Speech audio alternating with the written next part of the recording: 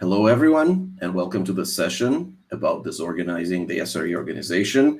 We will give it maybe another moment for everyone to join, and then we will start. I will introduce myself in the meantime. My name is Leonid. I'm a CTO and co-founder of Stackpulse.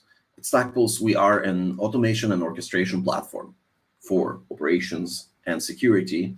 Therefore, as you can probably imagine, our own reliability is very, very critical for us because our customers rely on us being there for them whenever they need to automate their most critical processes. In this presentation, I will talk a bit about our journey in the past year of how we reorganized our whole approach to the reliability of our service as a result of both positive challenges that we were facing. The company is growing, the team has doubled and then tripled during this period, as well as the negative challenges that we are facing. Unfortunately, the work from home reality that was forced on us by the COVID pandemic, multiplied by the fact that we were ramping up new employees and actually introduced a lot of challenges. And this is actually what gave me the fundamentals for this talk. So we will talk about, first of all, what was the impact on us? What did we try to change? Then we will talk about how we led a complete first disorganization and then reorganization of our site reliability practices. We'll talk a lot about the lessons we learned along the way. There were a lot of surprises. There were a lot of things we originally hadn't prepared for, and I will be happy to share that particular thing because I think it's the most valuable lesson. For those of you who will find themes of what I'm saying here useful, of course, we will suggest action items. We will offer some actionable jumpstart on how to begin doing something similar in your environments. Please feel free to use questions and answers, Q&A. I will probably leave a couple of minutes at the end of this session, but feel free to sort of like type your questions as they come, and I'll do my best to respond to them as we go. So here we start. First and foremost, as an organization, Stackpulse is a young, modern, vibrant organization. We use advanced cloud-native technologies. We have very strong continuous delivery with progressive deployments to our software as a service infrastructure. Our teams consist of a lot of mixture of experienced and young specialists. We are huge believers in velocity of delivery. We build our toolage, we build our processes, and we build our organizational culture geared towards innovation, towards velocity, while, of course, knowing that we are delivering a certified enterprise-grade service and the expectation of its stability and resilience are extremely, extremely high. So needless to say, very early on, in order to be able to deploy such a culture, we introduced a dedicated site reliability engineering team. That team, in turn, started introducing methodologies, tools, knowledge management. They built all of our software deployment pipeline. And they were, of course, pretty much like anywhere else, I guess, on the front line of handling inbound issues whenever problems would happen in production. Now, naturally, they worked together with the team. And as long as we were in the office, the informal collaboration when issues were coming in, everybody was very eager to jump on and help. And you actually didn't even have to ask. So we built certain procedures. We defined, of course, service level objectives. But to tell the truth, we didn't have to do it that much because the presence of people in the office and their eagerness to help was definitely there. But then came last March 2020, where we all, I guess, on a very short warning, started working from home, and that became our new normal. We're not alone, right? I don't think that I'm so unique in my observation that things have changed, right? This particular survey, I think, released last autumn by PagerDuty, hundreds of IT and DevOps specialists basically told us that they were spending significant amounts more time in handling issues when they started working remotely since COVID. Completely different survey still showed an extremely high amount of time spent, again, by people who operate service environments, not in building, engineering, constructing for the future, but unfortunately in putting off fires and chasing their own tail to make sure that what they have behaves. Still, the fact that we're not alone in the world facing these problems didn't really help us, right? We wanted to build something that works for us. We wanted to build something that is right for our business. And like I said, reliability was critical. So what did we do?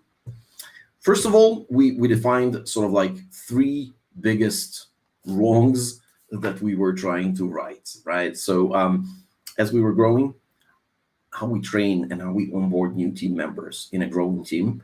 Many people got onboarded and they never actually physically met their colleagues, right? They never actually started out in the office. They were remote from their first day.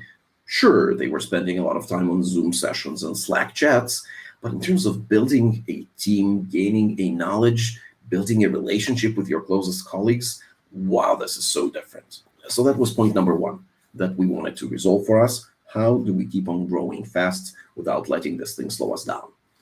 Point number 2, maybe again, stemming from a very positive thing, but our service was growing in adoption, more users, more scenarios, which meant that our monitoring produced more noise, more alerts on things we haven't seen before. And we had to learn to deal with these new types of situations as we went remotely. One biggest thing, and I think I will be reverting to reiterating on that point more and more, our culture is very informal in terms of communication. Yes, of course, we invest in knowledge management. We have a large portal built on Notion that contains a lot of organizational procedure, knowledge about architecture, structure of our repositories, and so on and so forth. But still, if I take any given technologist in our company, vast majority of what they learn and vast majority of what they spread is not passing during dedicated meetings, team hours, and whatnot, but actually in informal communications. Like you come over to your colleague and you discuss a couple of things, or maybe you take a coffee break together and brainstorm something. This was our culture, which was absolutely great. We loved it as it was in the office, but again, doing the same thing from home, grabbing a cup of coffee with somebody located miles and miles away, slightly different. So what did disorganizing the SRE organization mean for us, right? When we understood that we had to address things differently, we set ourselves these 2 goals. First and foremost, we decided that in such a reality, there's no way any team, let alone our SRE team, would be able to serve as like the front line for everything. It's just not possible. So we have to distribute the responsibility, or the way we treated it is we have to democratize the responsibility over our services running reliably in production, meaning everyone would have a shared responsibility in it. R&D teams, quality assurance and automation teams, yes, DevOps and SRE teams, and so on.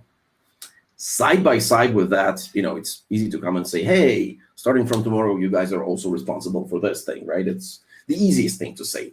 The hardest thing, though, is to make sure that these people really can accept that responsibility, that they are empowered to act autonomously without just being, oh my God, yes, I'm responsible, but I have no idea how to resolve it. I have no way to actually do it. I don't have the necessary access. I don't have the necessary training. I don't have the necessary tool. Avoiding this is what we meant by empowering.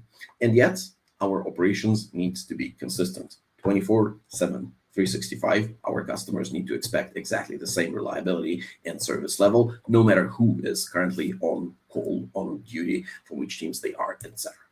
So when it came to democratizing the responsibility, we decided that we would like to embed the responsibility for running stuff in production into the definition of done for software engineers. So from now on, if you are a software developer, it doesn't really matter, junior, mid, senior, team lead, architect. In addition to delivering your business logic, delivering all the tests, delivering all the deployment and monitoring logic, you were expected to deliver whatever is needed to operate this new piece of business logic in production. It was an inseparable part of your task definition, of your task review by your manager, etc., etc. So that's first important step. Second important step was to train developers on what it meant.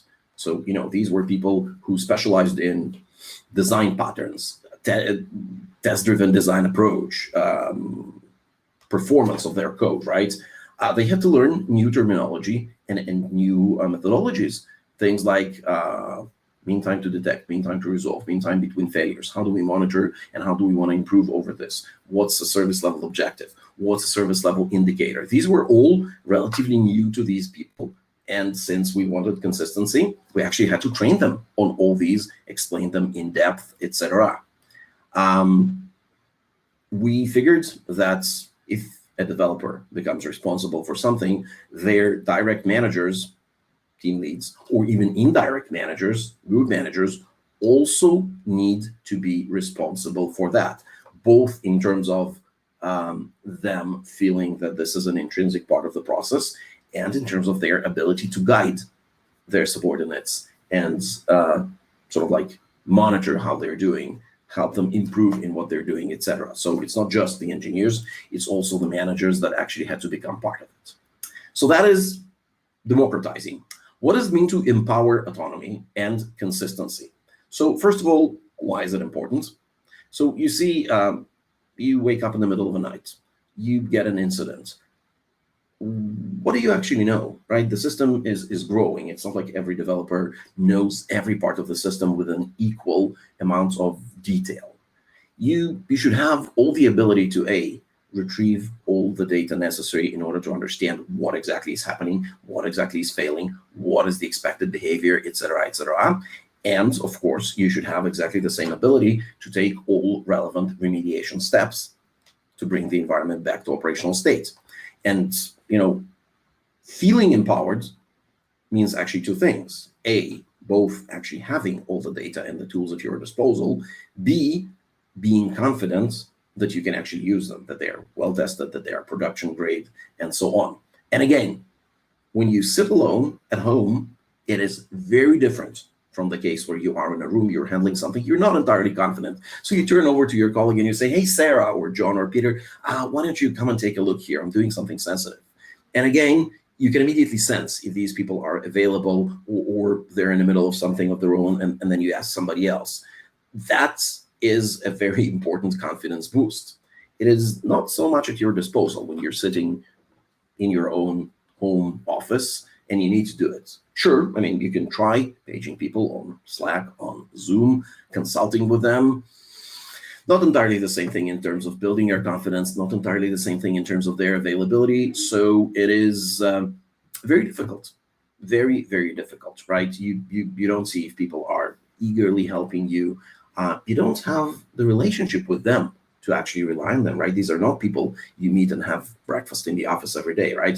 These are people with whom, yeah, you've been working for 3, 4, 5, 6, 7 months, but you've only seen them a handful of times. Most of the time you're on Slack, you're on GitHub.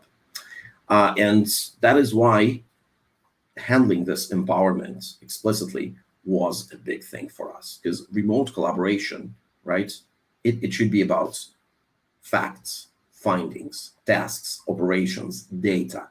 Unlike local collaboration, right, sitting in the same room, is a lot about mood, behavior, camaraderie, soft things. And that's an important distinction that we handled.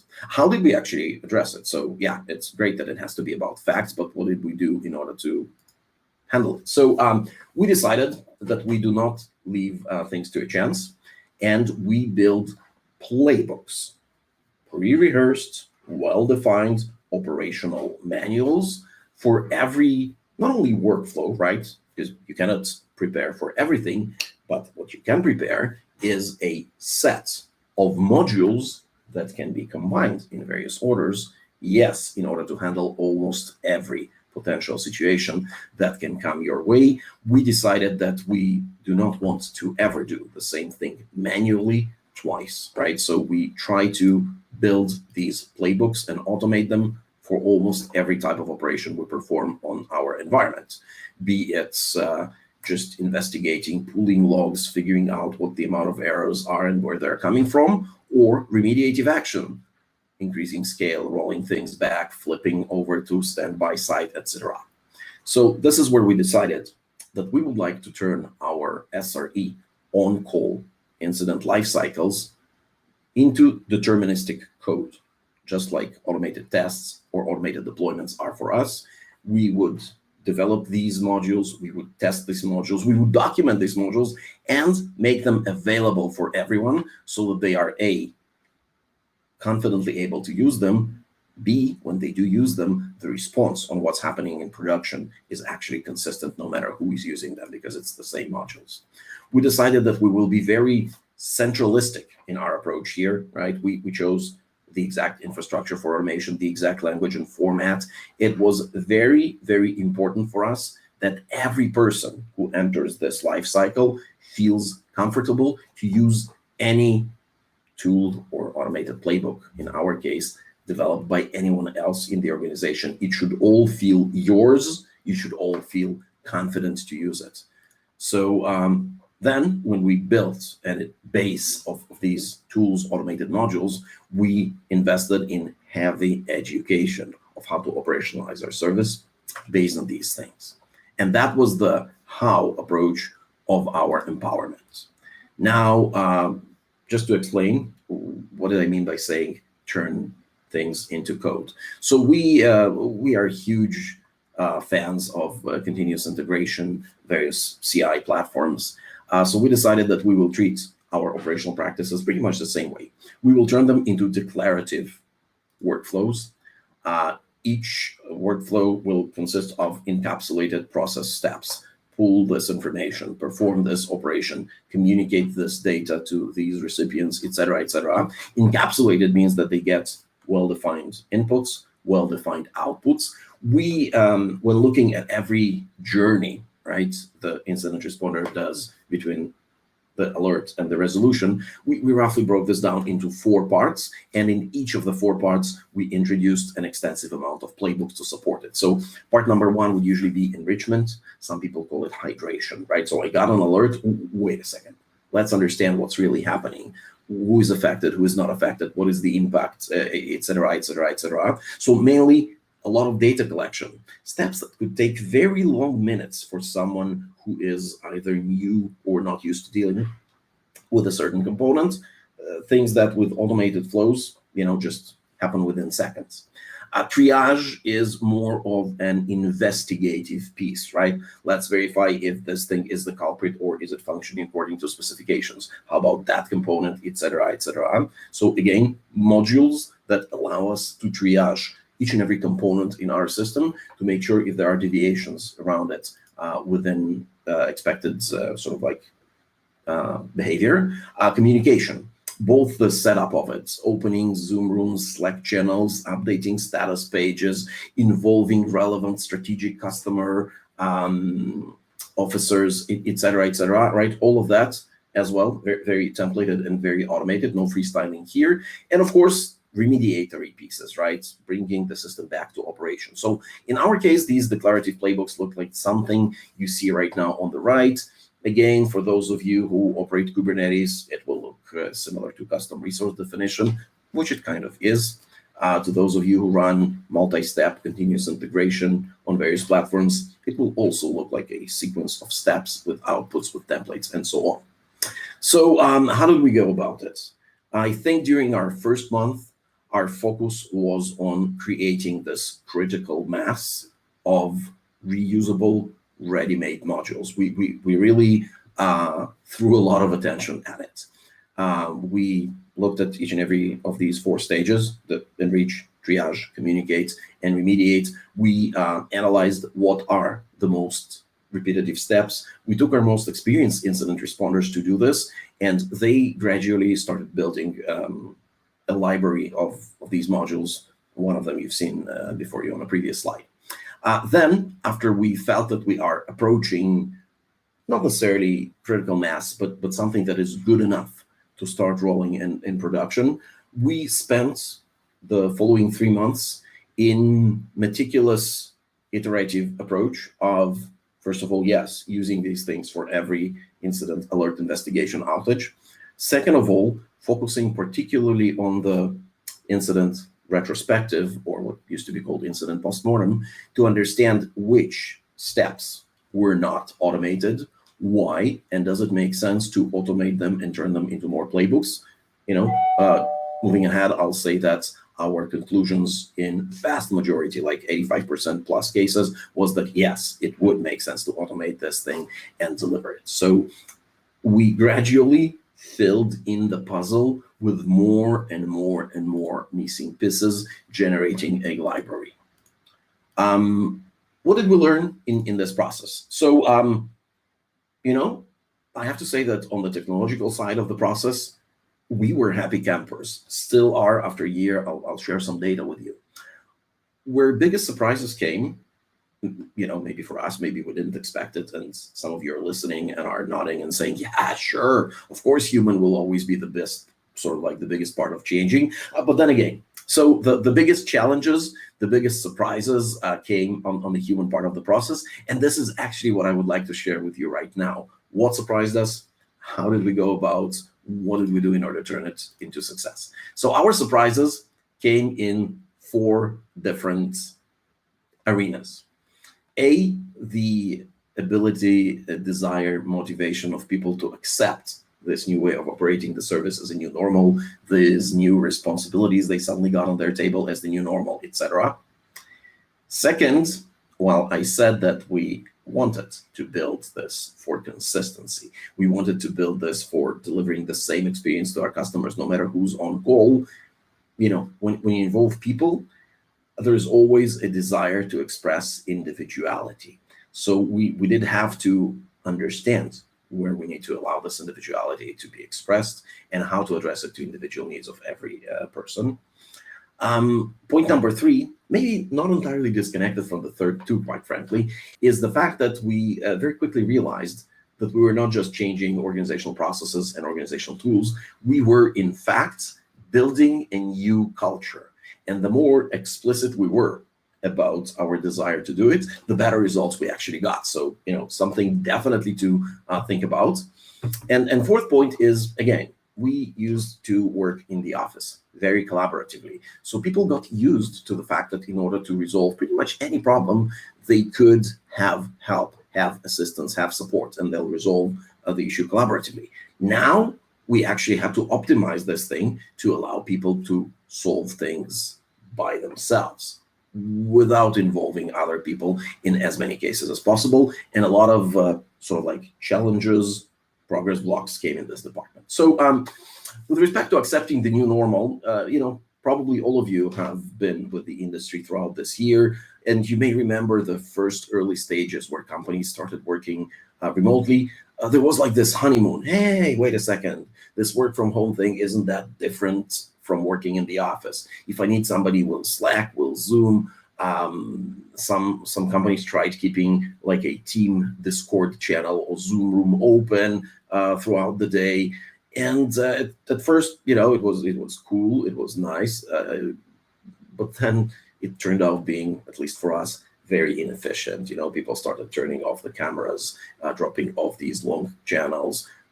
The work when you're working alone has a different life cycle. And if you try to stick to the normal and try to work for it the same way you did in the office, it will result in,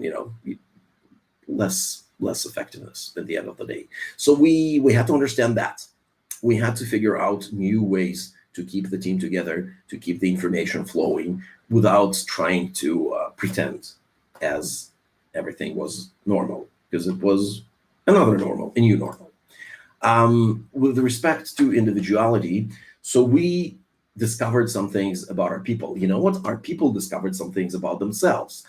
They discovered how easy it is for them to do context switch and jump on a new task, unexpected work, when they are focusing on something at home. We realized that, availability, desire. Some people, on one hand, they wanted to find their focus, and it was pretty difficult to pull them in on a short notice. Other people, on the other hand, they got bored just by sitting them at the keyboard and the screen, right? So you were proactively looking for what else is happening, how can I help somebody, right? And we had to identify these styles that were not so apparent, where the same people were in the office and everything came implicitly, right?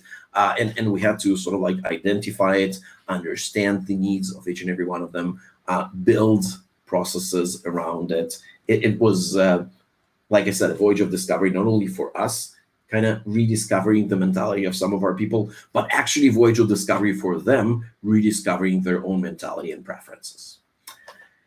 So with this cultural points, at a certain point when we realize that we are not only changing the way we behave, but we are changing what we expect from our people, how we expect our organization to run, it became very clear for us that we need to brand this and communicate this and actually open it up for people and explain them that this new reality requires adjustments, not just from the organization, not just from their managers, but from each and every one of them. And once we understood the importance of explicitating it, and once the people understood the importance of this happening, suddenly, everybody was much more accepting of acting differently. Everyone was much more attentive than they used to be to their Slack messages, to their emails, because everyone understood that this is the new thing, right? It's not something that disappears tomorrow morning when they go back to the office. By the way, we are normally back in the office now. We don't know for how long. Is it permanent? Is that a temporary thing? But still, this new culture actually has prevailed. With respect to allowing people, again, in operational matters, to act as terminators for certain decision, we had to change things organizationally. We had to redivide certain responsibilities, reshuffle things among different teams. Again, because of the necessity, because of the fact that it used to work really efficiently when people were one hop network speaking from one another, and exactly the same structure, just worked less efficiently. It didn't offer the same flexibility. So typical processes of how do you document your deliverables? How do you schedule and undergo code reviews, design reviews? All that had to change. And we actually even started measuring different things in how we operate in order to figure out, for instance, which teams have undergone this change more efficiently, which teams require more attention, et cetera, et cetera. So if I have one sort of like tip around this, don't treat it, don't sort of like underestimate it. It's important. It's difficult. It's not to be taken for granted. So where did we end up, right? Let's start with sort of like 2 checkpoints. One checkpoint 6 months into the process, and another one a year into the process. So 6 months into the process, which roughly ended up being August-ish 2020. We landed at a point where, looking at all of our operational activities, 60% of enrichment, root cause automation, 100% of communication and incident management were automated. We were lagging a bit about on the remediation front. We caught up to that lag, and I'll give you a couple of examples for a year. What we also noticed, and at first it kind of surprised us, right? We didn't look at this process in terms of something that will improve our efficiency. I mean, we would have been happy keeping the same level of efficiency we had and not suffering any drawbacks. But to our huge surprise, we ended up reducing mean time to detect and mean time to resolve by a very significant margin. And again, all that while onboarding new people, ramping them up without being in the office, without the informal communication, which had to result in a certain drawback and slowdown. I mean, we thought so, and yet the reality ended up surprising us. We saw a lot of eagerness around the team to actually go ahead, suggest playbooks, develop playbooks, implement playbooks, push them, and so on and so forth. And what also improved, remember these terminating things locally, is that over half of our team, and today, more than a year in, it's over like close to 90% of all our team members, except for really, really new ones, because we continue growing all the time, are actually able to do end-to-end ownership and management of almost any incident. And that was huge. That was, when I'm thinking of being a consumer of our own service, knowing what a hell of a resilience we have as an organization to support, that is something. So about a year in, roughly, again, end of February, beginning of March 21 this year, we really are still as excited about our approach of codifying playbooks that represent modules in our incident resolution journeys as we were. As a matter of fact, we even implemented some of them for processes that we originally weren't even aware of. So, even very typical, whenever the support incident from one of our customers, right, support tickets, we automatically kick off certain playbooks. Whenever we need to scale things up and down beyond the configuration of our autoscalers, definitely. Whenever we get an alert and we need to focus and rerun end-to-end tests to cover certain components, certain journeys, big time. Whenever we do any kind of enrichment, technical or business-wise, let's collect these logs, figure out what happened before the crash, after the crash. Let's understand which particular customer sessions were affected and who are these customers. So a lot of that, including remediation, things not only as scaling up, as rolling back, as isolating noisy neighbors. It really, the amount of different scenarios that could be covered surprised us. Even when we came to our yearly renewal of certifications, things such as SOC 2, operational compliance, ISO 27001, and additional ones like HIPAA, we were surprised to see how more efficient we were, thanks to the fact that so many of our processes that used to be still well managed, well documented, are now just code. So that is, we are very happy campers. If I have to maybe spend a couple of minutes on thinking if anything of what I said, not necessarily all of it, but maybe some components resonate, I'd like to leave you with maybe the following thoughts around how to get started, how to approach similar things on your end. So one thing that was critical for us is being open, not only about the fact that, hey, we are changing the way we operate and our new goals are these. Yeah, that's nice, that's important. But also about the fact that none of us has operated this way before. So guys, we are here on the voyage of discovery.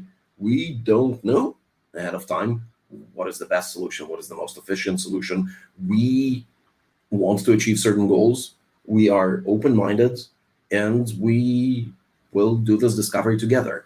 I think that being very open and setting this state of mind for people has pretty much helped us deal with the reluctancy to change this whole thing. Wait a second, why do they want me to act differently now? What happened? Everything was going so great up until now, theoretically, and so on. So being open, explaining that you're embarking on a journey, that while you have a good sense of direction, a lot of details will have to be understood, digested, and prepared during the journey.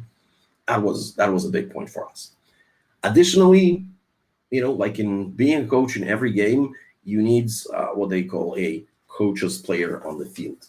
So identifying certain individuals that were more passionate than others, certain individuals that are opinion leaders and are affecting others, surrounding them in a certain field, really helped us, right? Some of these people were passionate about technologies. We'll talk a bit about that later.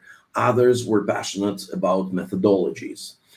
Some, when we started talking about the soft issues, about preferences for communication, for interruption, some of them really went out of their sort of skin in order to help us figure that out, help us build innovative ways to communicate, help us build innovative ways to keep the team spirit. Sometimes things that would have sounded ridiculous, like, why would you do it? That's cheesy, that's not serious, but actually made a difference between people who've never met one another before, being a team, acting together, working together. It's no small detail should be overlooked now looking back at this process. So not doing this thing alone, not doing this thing as a typical top-down management-driven process, that worked wonders for us. Really cannot understate the value. When it came to the tech side, choosing the automation tools, choosing the automation techniques, choosing the way how to store, perform life cycle for all these playbooks and so on, we actually took some of the more technological, passionate individuals, and we let them be the drivers of these. And I think that also really did wonders, because suddenly when we started asking people to use these new tools, they were not tools that we as a management chose for them because we are so wise and we always know what's better, right? Because of course we are, or not, depending on how you see yourself. I don't take myself over seriously. But when these people that were passionate spent time, compared a couple of tools, actually told about their journey, the desire to adopt them, the sort of like this typical technologist objection of, I don't know what this thing is. I have no idea why they want me to use it. I'm much more comfortable using this, and this. It kind of went away because it wasn't the management pushing it. It was their colleagues who are also great at using A, B, C, D, and so on.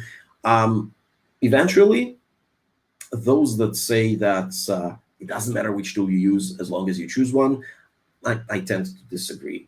Tools do matter. So we had a very thorough process with these people. We defined what our desired goals from the tools are. We made really good sort of like, again, definition together with them where we want to end up. And with that in mind, yes, they went and chose the right tools. And when they did it, since it was all based on the understanding of what we wanted to achieve, there was no need in any further debate with whether these are the right tools or not, because the rules of engagement were set. Last thing that is, probably the most difficult, and it is this soft thing. How do people react to working from home? What is their working environment? Can they concentrate? Or maybe the conditions there are such that suddenly their working hours sort of like shift. Their attention is not uniform throughout the day. They get distracted unless you do something about it. What about their communicational preferences? Do they have a noisy environment? Can they even talk voice? Or maybe their work from home environment is shared with their spouses and they would prefer, despite being very talkative in the normal life, working with text. All that, we realized that the worst service we could do for ourselves is kind of taking it for granted or assuming that we know our people. We didn't do it, and we turned a lot of explicit attention to it. Yeah, our HR department was working overtime, trying to reach out to each and everyone, trying to figure out, despite the fact that people are not very openly sharing soft challenges, right? When I have a problem that I'm unable to solve in my code, sure, I'll go and consult. When my problem is around the fact that, I don't know, my working environment at home requires new furniture, new equipment, new something, I'm not that open to share it. I may consider this being my own problem rather than my employer's problem, because usually I would get an office space. So what do they care about my home? A lot of these things ended up being attended by us and bringing a very, very important contribution to this thing working out. So, if you had to remember what this presentation was all about, it wasn't just about how to turn processes into modular, kind of like CI/CD pipelines, but operational playbooks. That's what we did. But how we did it and why we did it and what was the underlying sort of like process, it's more like this. So I think with these thoughts, that is pretty much what I wanted to share. I'm very passionate. As you see, this has been my journey of building this organization throughout a year and a quarter now. At this point, if there are any questions, any thoughts, anything, please feel free. We still have some minutes for questions and answers. Anything at all. If you'd like to share your own experiences, do some debating on that, it is all absolutely possible. We have some 5 more minutes, so if there are any questions, I'll be more than happy to respond to them. By the way, For offline questions, I am definitely available on the Pine platform, on Slack channels, and of course, even out of band on the address you see right now. So we'll pause here for any questions if there are.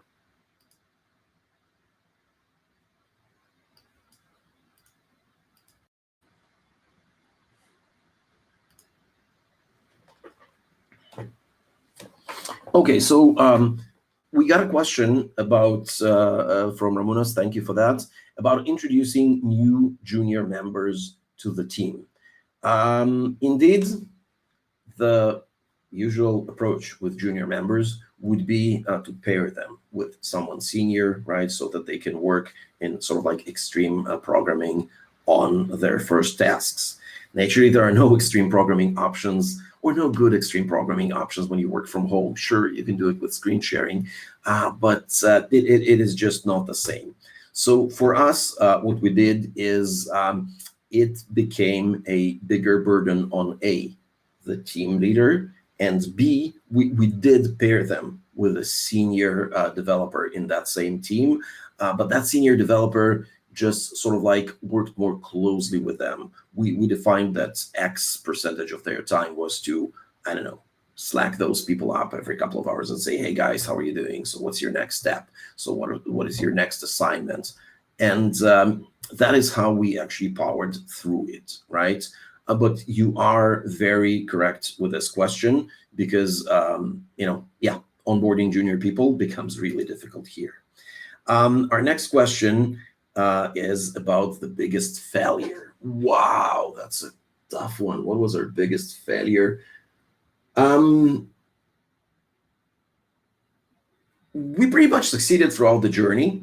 I think the biggest thing that we had to do a course correction on was about these soft things.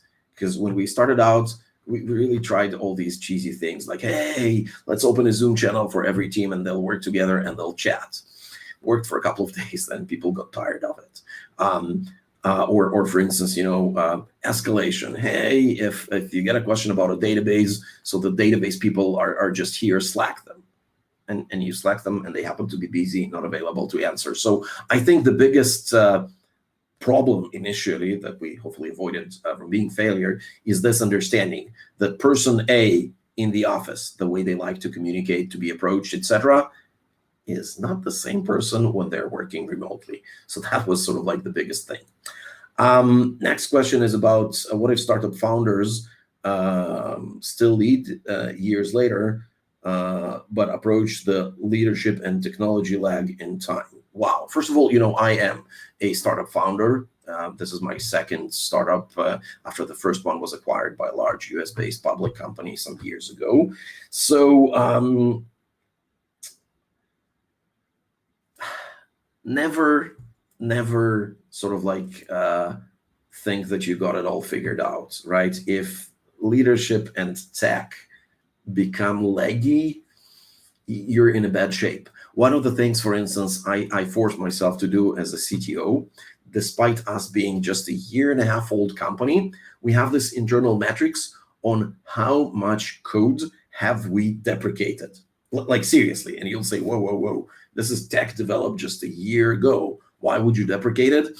And here's the thing, whenever we implement features or we implement restructures, reorganizations in our infra, I really make a point of celebrating with our R&D team the fact that, okay, so this implementation got rid of these 2 legacy modules, or we rewrote this procedure, and instead of being, 10,000 code lines, it is now 500, much more efficient. So the only thing I can advise here is constantly keep questioning yourself whether you are lagging. Like literally, if you haven't changed anything in the way you act for like a period of a couple of quarters, start suspecting that you are lagging. Just don't let this settle down. Staying in the same place never works because the industry changes. I hope that this answers the question, Andrews. Again, we'll be more than happy. That's a tough issue to tackle. We'll be happy to address it offline. All right, guys, this has been a great session. Thank you so much. There are a lot more terrific sessions waiting us this afternoon. There's going to be a great question and answers on DevOps, what's next for it, that I'll be participating in. We'll be happy to see all of you there. And again, for any other further additional questions, feel free to reach out. Thank you so much for attending this. That has been a blast sharing this story with you. Take care.